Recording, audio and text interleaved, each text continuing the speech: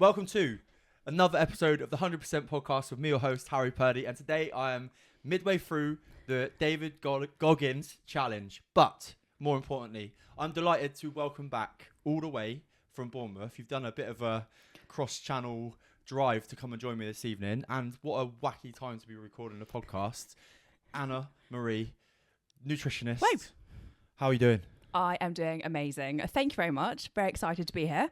Again, Like round two. There's not many people that make it on for us. No offense to the people that haven't been on a few times, but it has to be a special kind of person to be invited back onto 100%. So welcome back. Why, thank you. And followed by a run. There you and go. It's quite late, so who knows what's going to happen. Yeah, there could be some like gobbledygook. There could be, But I like apologise. Gobbledygook could be good, right? It Could makes be it good. fun. Yeah, exactly. It's meant to be Ad hoc. entertaining.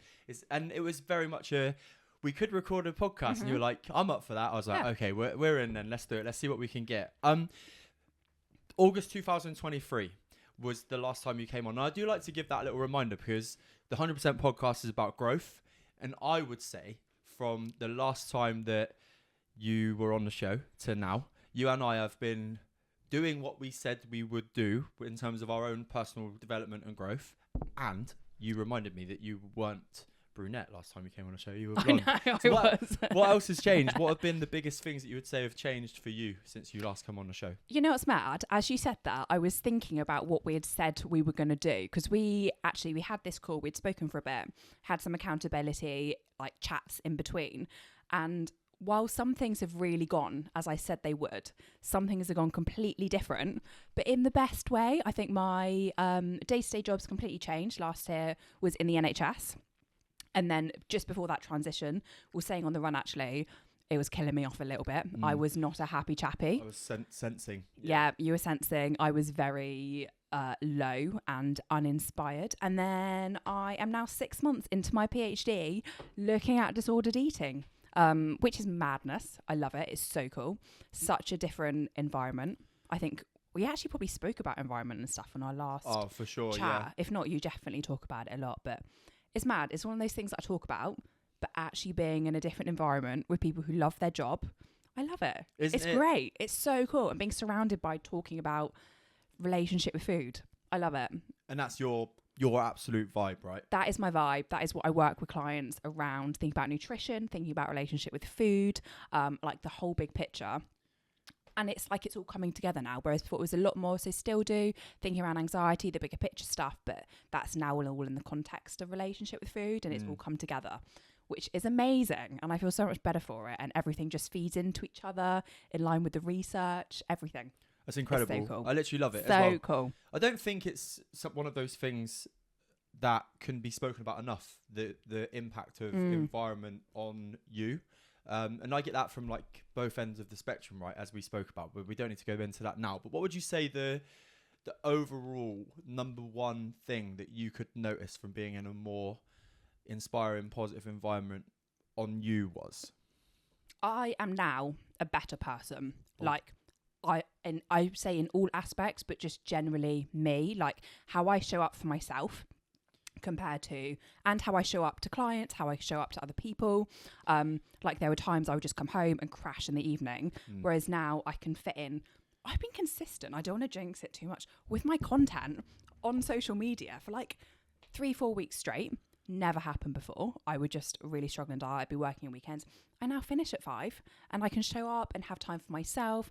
Gym's never gone better, like, because I'm not just really tired and frustrated, and like that compassion fatigue as well, where you can't just fight through it. Yeah, you have to take the time, and then that eats into other times, whereas now I've got the time. It's amazing.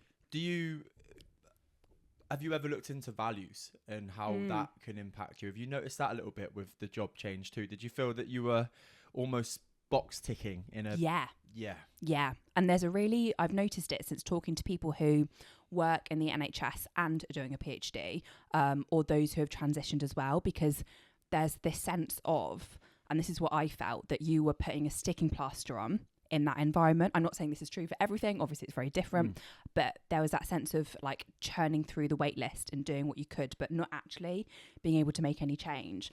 And this sense that actually a way you could make change is by being part of the research and building the evidence base to be like, this is why we should be doing it like this, and building those interventions.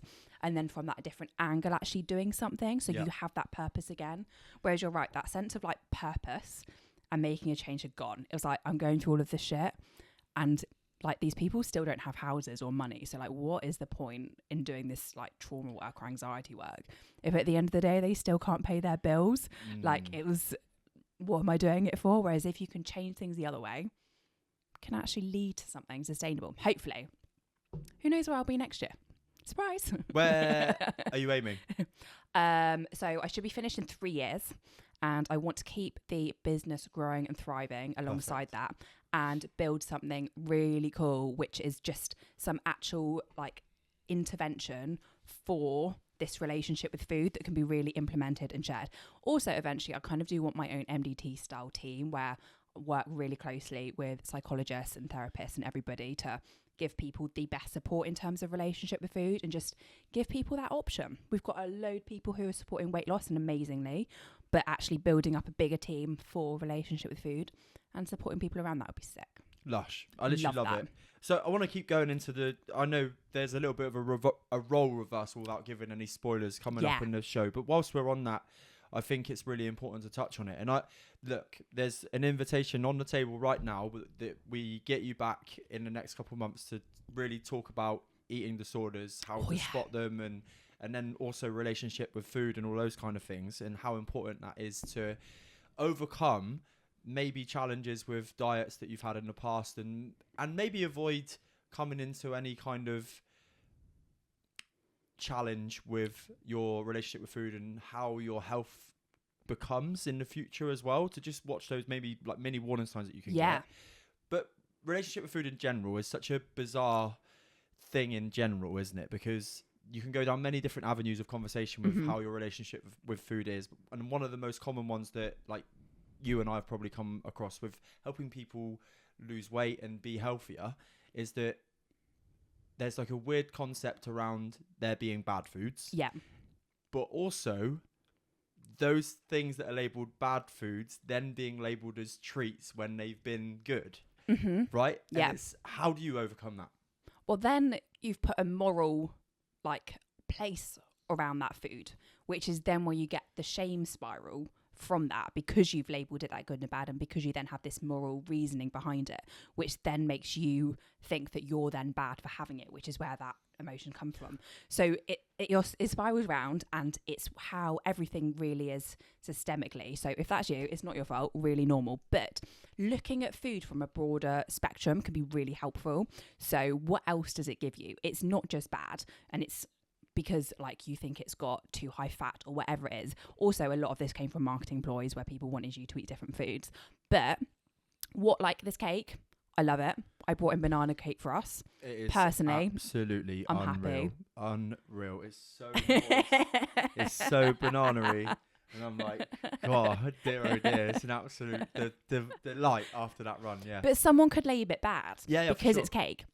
So if we think about what it's actually got and what it actually gives you, and you can do this with all foods. So yes, it's got sugar in it. Yes, but it's also carbs. That's going to be short-term energy. Exactly. It's also it's comforting. It was the whole process of making it and baking it is quite mindful. At the moment, it's a shared experience where you're having it with somebody. It's going to be on the side. It's going to lead to food neutrality. So instead of just being a cake bad, actually you then come up with these list of words of these other things that it can be, and you're not saying no it's bad and having that internal fight.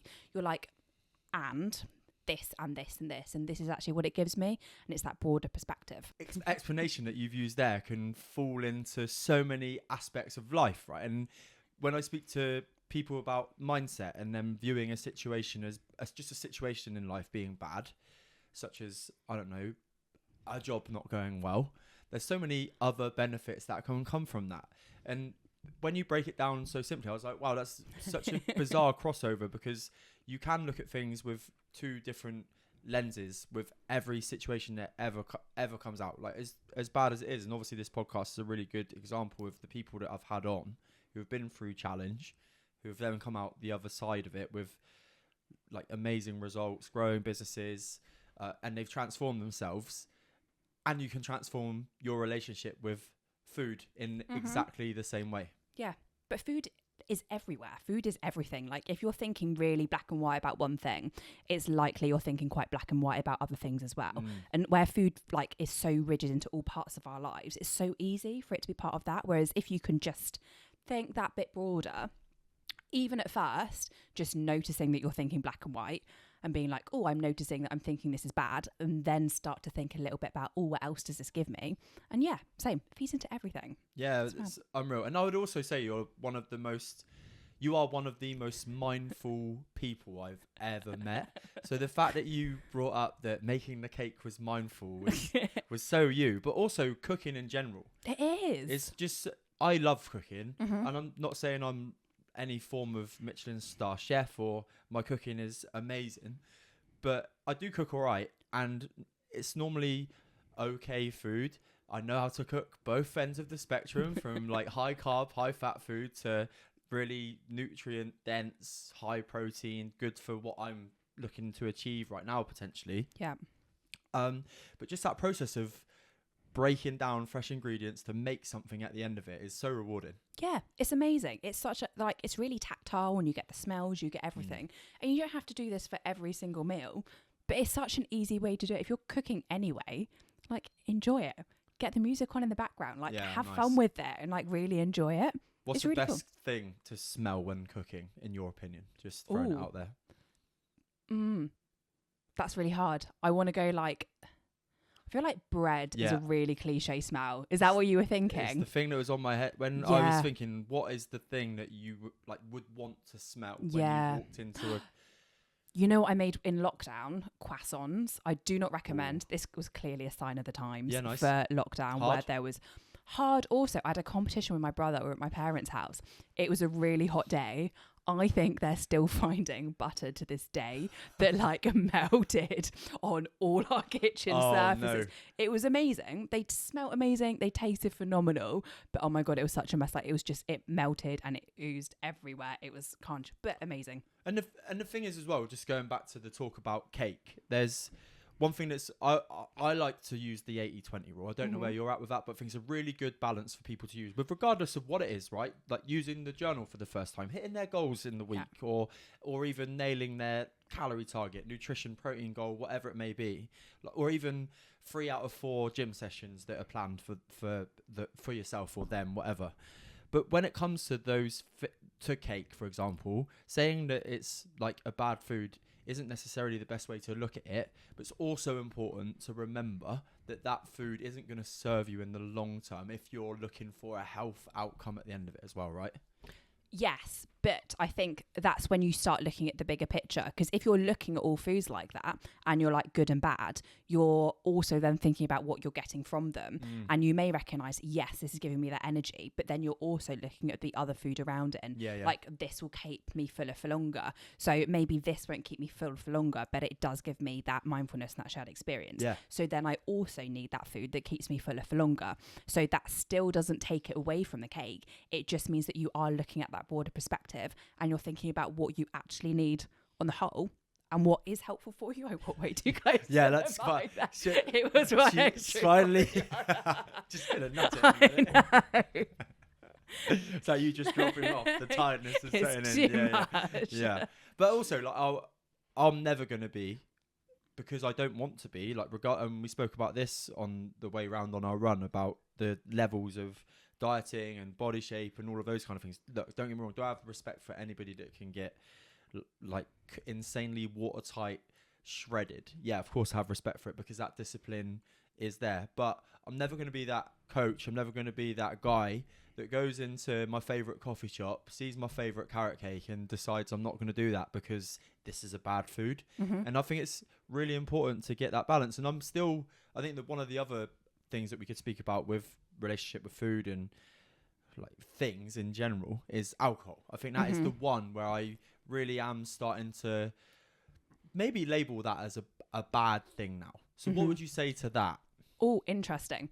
So my PhD is also looking into alcohol. Okay, cool. So it's that crossover, and I think with alcohol, it's different from foods. I think with that sense that food is everywhere and it's always going to be everywhere, and you need to eat it.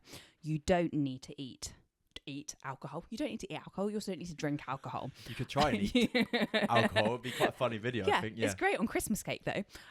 But it's not there in the same way. So I don't think it necessarily has to have that same equal footing.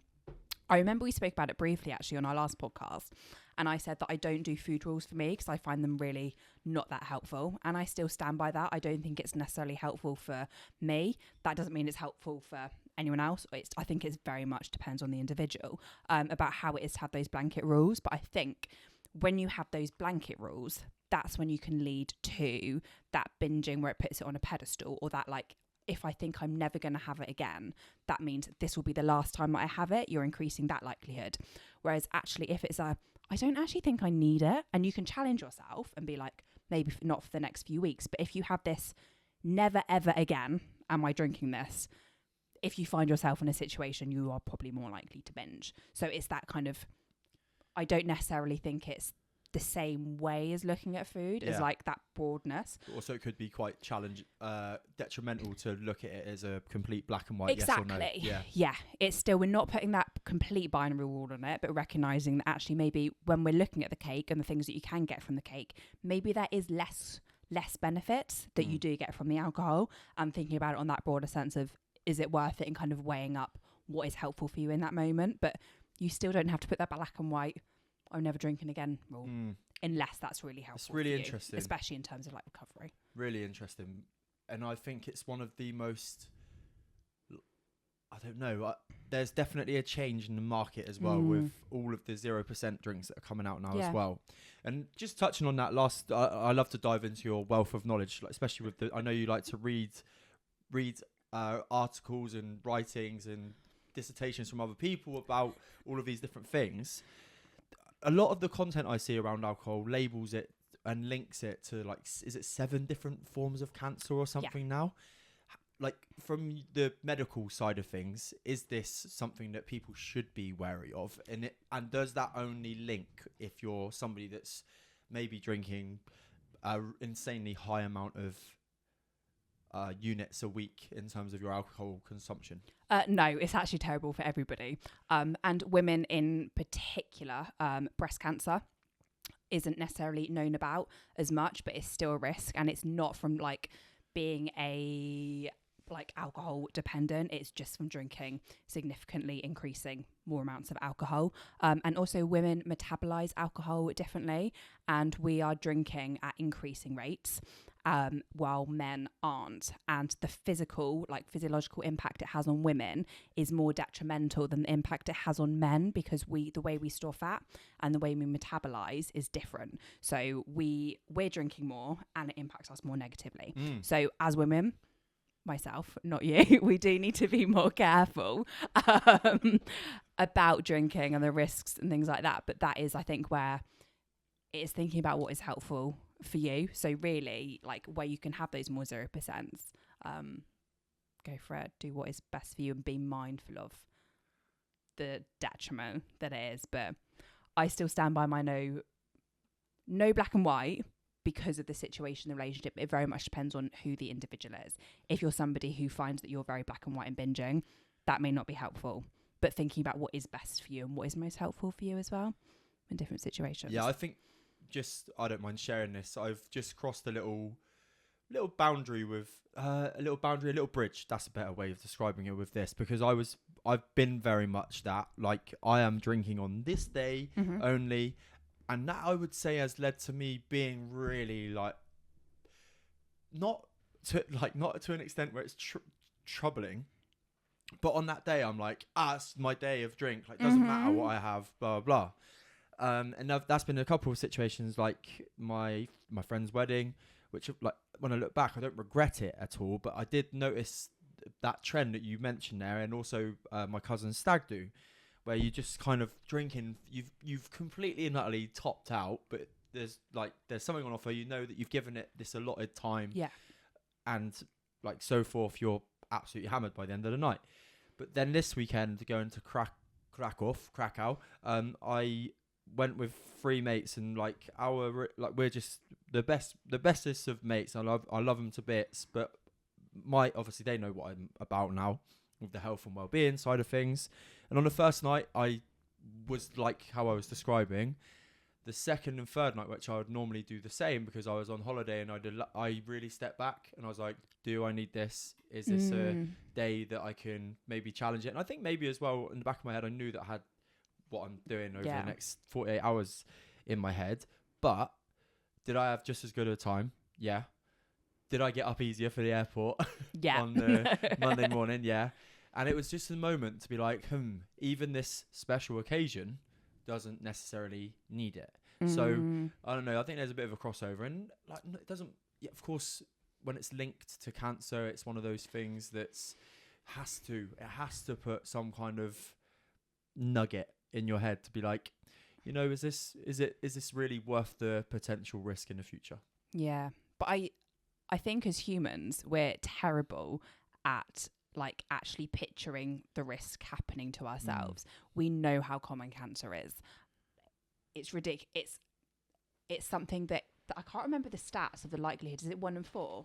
I think 25%. Yeah, it's 25%. So actually picturing that amongst a group of friends, but you almost can't fathom it in your brain. Like your brain always looks for those positive outcomes, doesn't it, around things like that? Oh, it won't happen to me.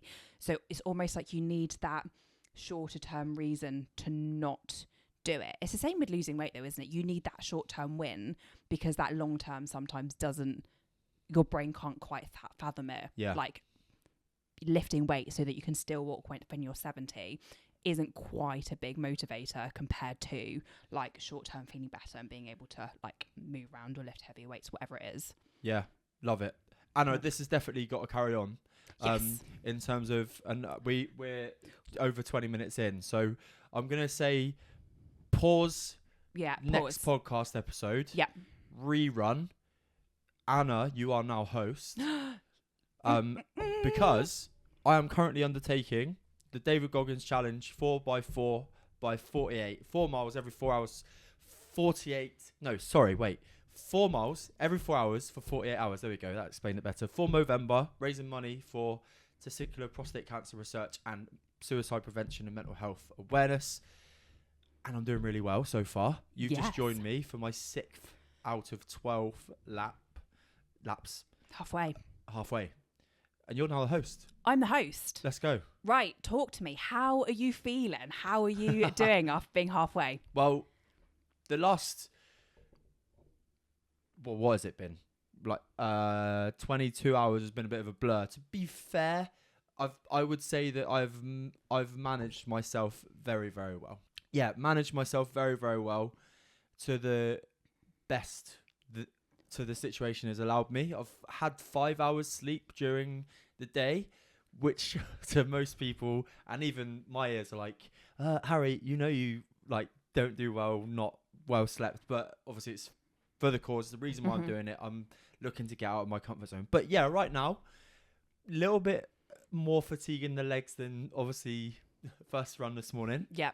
But that's to be expected as well, right? Yeah. But in terms of spirits, they're good. Good. And talk to us about your why. What got you started into it? When did you came across it? Yeah. Why were you like, yes, this is the one for me? I've been asked this question already today, and this I think it's amazing to cover over the whys again. And there are 3 reasons I gave earlier. Whether they come out the same now or not is the same thing, but they're going to be around the same kind of thing. First and foremost, November is Men's Health Awareness Month anyway, and I've been really fortunate in my life to never have been impacted by a direct suicide and any of those cancers, touch wood, in like my close network. However, everybody knows somebody that has, like in terms of in a friendship circle, like a friend's family member, the list goes on, right? The amount of people that you could probably say, oh yeah, that happened to that person, that happened to that person. So it's insanely important to keep the awareness high. The second thing is, as much as I believe that the concept of mental health is now really well spoken, my reason I'm doing it is there's still way more. And as you're aware, my message isn't like it's okay to be okay. Well, sorry, it's okay to not be okay.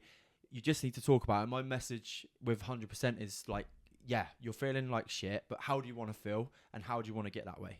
And that links into the 100% method of like, you can get that way by chasing down your purpose, which you've spoken about, which you've obviously done a little change. You've gone after your values. And I think that is something that's not spoken about enough. And it's just a conversation starter. Okay, Harry, why are you doing this? Well, this gives me an example to plant that seed, right? Oh, okay, like, yeah, you've spoken about mental health again, but in a really different way than maybe what the mainstream kind of people that you would normally go to for health advice don't speak about enough. Like, there's all of the regular, like, here's a helpline, here's this, here's that, but which is amazing, by the way, and it's probably saved thousands and thousands and thousands and thousands of lives, and that's like amazing.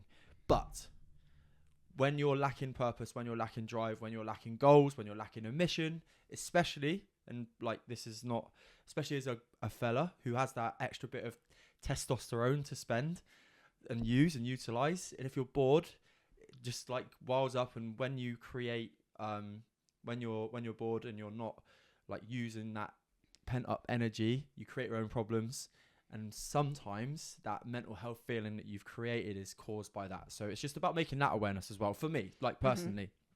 And then the third thing, which is, I've actually remembered all the things I said earlier, which is cool. So it is genuine, it's a reminder to me that I'm still on my journey. Like, this is tough. There's no question about it. I'm only halfway through and I'm starting to feel a little bit more like jaded in my legs and stuff. And I've obviously got to do it 6 more times. But I've proven to myself on many different facets now and events and challenges that I can do it. But I still have to remind myself, at one point I couldn't run a mile. I was 23 stone. I was depressed on Christmas Day, crying in front of my mum and Phil. And I want to be, and this may be a bit much for some people, but I do want to be a leading light to say, look, like, here's my story.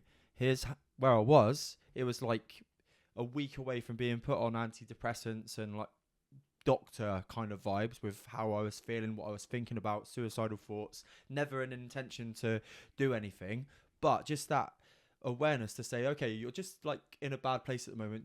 You need to do something about what's going on right now within your life. Create that purpose, create that vision, and do something that you want to do. And as soon as you get around that, like some of these problems that I'm feeling and thinking about are of my creation. Like, and when that reality hit, it was amazing. So it's just about that. I want to be that leading light to say, look, like, here's where I was, here's where I am now. To even think that I've put myself in the hat to go and run 48 hours and 48 miles. Still a bit like, okay, like, growth, right? Yeah. And and I'll get growth from doing it, regardless of what happens. So yeah, there's my reasons, there's my why. Love that. What would you say to somebody who's listening who feels like they are where you describe where you used to be? Yeah.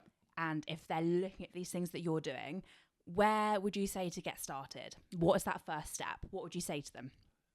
So when you are normally, the science will back it up as well.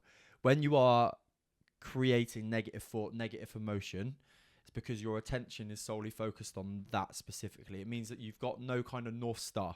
You're either looking backwards with a sense of, oh shit, this has happened to me, which the language is quite harsh and like mismindful over there. The victim mentality, which is spoken about quite a lot in the consciousness levels of how the human brain works, which is where you will be if you're feeling some kind of depression or anxiety, low mood, whatever you want to describe it as. The quickest way to get out of that slump is to give yourself a vision in the future that excites you and motivates you, because then that stops you looking behind you, looking at all the things that have gone wrong, all the things that may have happened to you to enable you to be like this or be this way. But when you start to realize that you can create your own path and move forward in a direction that you really fucking want to, and gives you that like butterfly feeling in your stomach, like, I want to go and achieve this, that's how people can do that. Love that. Love that. I can feel like your energy, you're buzzing from it. Somehow. I know. Yeah. Not even had a coffee. Yeah, I know, right? Lem's it. Amazing. Yeah. It might be too soon to ask this. Do you have a what's next plan? Do you want me to wait for another No. six bangs? It's absolutely fine. I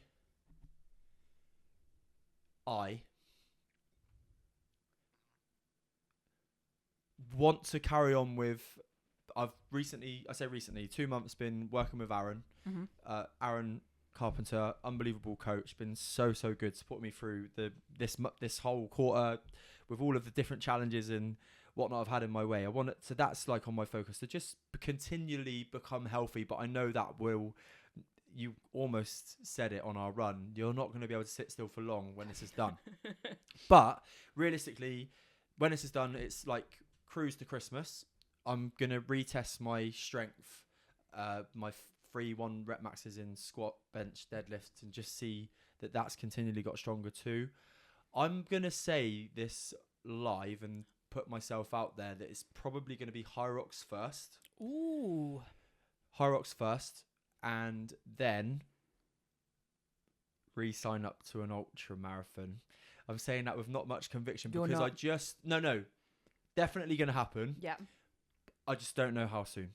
Okay. Yeah, and the reason for that is I just feel like there's some. I know I did a baby ultra, but still one of the greatest things I've ever done. Still mega. Still mega. But I just have some unfinished business there. Okay. Yeah, there you go. There's my answer for that. Good goals. I like that. There you go. What's the like drive behind the high rocks? I say this as a CrossFitter. yeah. So hybrid training has been my thing now which is essentially just putting 2 different dynamics together, right? Yeah, different training dynamics together. And I've literally loved it.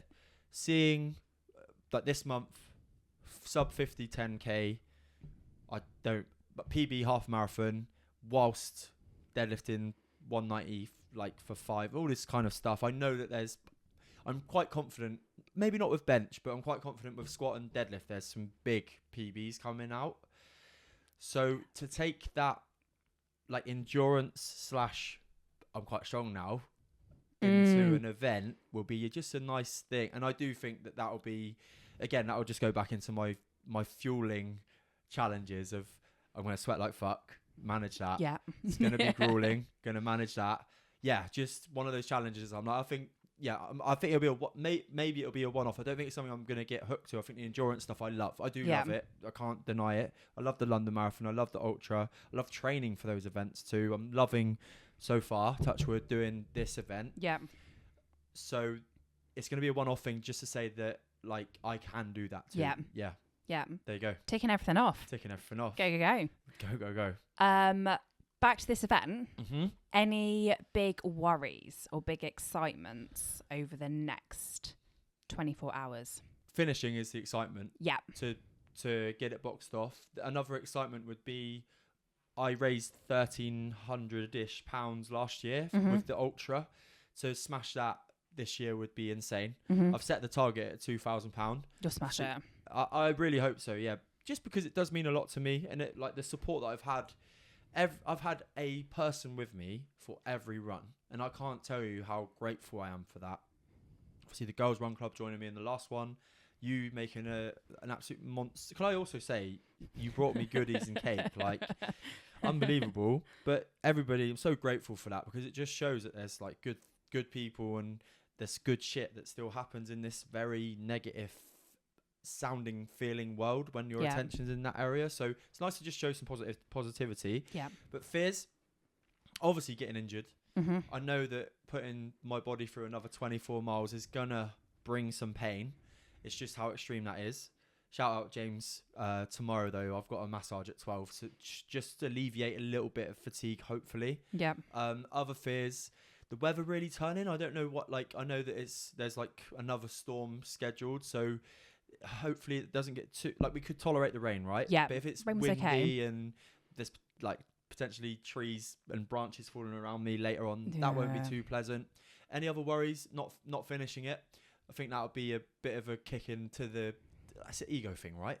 Yeah. But the fact that I know, like, I'm lucky that I know how to rechannel that fear. Yeah. At least I'm fucking trying, right? But still, not finishing will be, and I don't think there's any others. Cramp. Fuck me, cramp. Hydration. Yeah. Yeah. Like we've spoke about my cramping issues before.